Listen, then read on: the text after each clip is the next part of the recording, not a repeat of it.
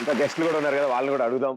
Yes, Ameerpet మండుతున్నట్టుంది పాపం. అమీర్పేట్ అమీర్పేట్ పంచగుట్ట. అమీర్పేట్ పంచగుట్ట. ఎప్పుడు చూసారు మీరు అమీర్పేటలో పంచగుట్టలు అడుక్కున్నాం?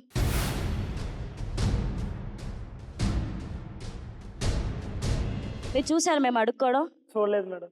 మరి ఎలా మీరు మమ్మల్ని అలా కమెంట్ చేస్తున్నారు?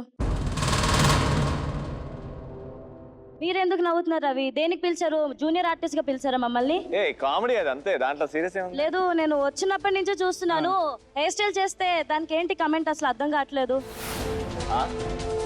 కొన్ని చేశారు పడతాము, బట్ పిలిచిలాగా కమెంట్ చేయించుకునే అవసరం మాకు లేదు. Everything is on positive note కదా. యా, పాజిటివ్ గా తీసుకున్నా కాబట్టి చిన్నది పెద్దది అవుతుంది.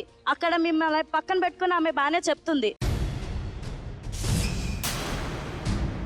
నేనైతే చాలా హర్ట్ అయ్యాను. నాకైతే స్కిట్ పరంగా నచ్చింది, బట్ మమ్మల్ని కమెంట్ చేశారు, అది నేను చాలా హర్ట్ అయ్యాను. అది తెలియదండి, మీరు ముందే అంటే వాళ్ళకి ఆ ఫ్రీడమ్ వచ్చింది కాబట్టి చెప్పారు. కానీ ఫ్రీడమ్ అంటే వాళ్ళ మీద వేయచ్చు, వీడి మీద వేయచ్చు, మా ఇద్దరి మీద వేయడం ఎందుకని?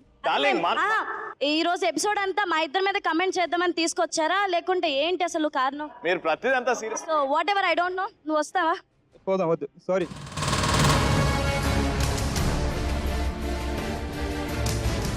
Madam madam sorry madam. అరే కృష్ణ, సును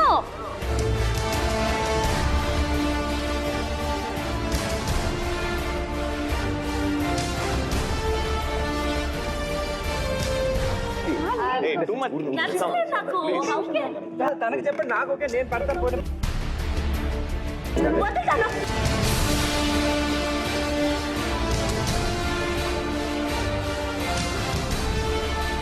అంతా సరదాకి చేసిందే, మా మీద కూడా అంటూ ఉంటారు.